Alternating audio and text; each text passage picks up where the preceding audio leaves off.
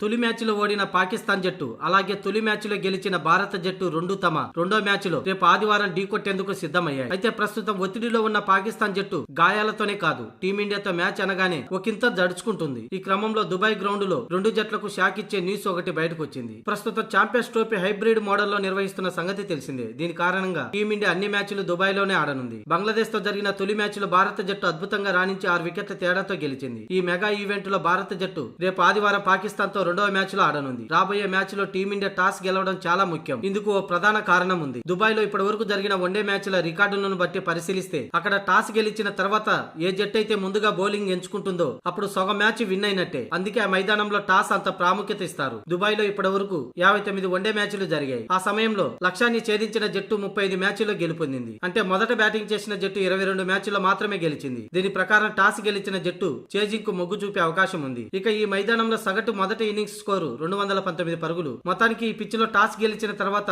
Chasing కే మొగ్గు చూపుతారు. ఒకవేళ రోహిత్ శర్మ ఈ మ్యాచ్ లో టాస్ గెలిస్తే ఒక్క క్షణం కూడా ఆలోచించకుండా చేజింగ్ కే మొగ్గు చూపాలి. దీంతో అప్పుడే మ్యాచ్ సగం గెలిచినట్టు అవుతుంది. నిన్న బంగ్లాదేశ్ తో మ్యాచ్ కూడా అలాగే భారత్ విజయం సాధించింది. ప్రస్తుతం పాకిస్తాన్ తొలి మ్యాచ్ లో ఓడిపోయి తీవ్ర ఒత్తిడిలో ఉంది. ఈ మ్యాచ్ గెలవడం ఆ జట్టుకు ఎంతో ముఖ్యం. ఇదే క్రమంలో ఒత్తిడిలో ఉన్న ఆ జట్టుపై మంచి వ్యూహాలు రచిస్తే రోహిత్ శర్మకు విజయం తథ్యం. ఇప్పటికే టీమిండియా ఈ గ్రౌండ్ లో 7 వన్డేలు ఆడితే 6 విజయాలు సాధించింది. ఒక మ్యాచ్ టై అయింది. అలాగే పాకిస్తాన్ తో ఆడిన 2 వన్డేల్లోనూ టీమిండియా విజయం సాధించింది. గ్రౌండ్ రికార్డును బట్టి అలాగే టాస్ తోడైతే ఇక ఈ మ్యాచ్ లో టీమిండియాకు తిరిగే ఉండదు.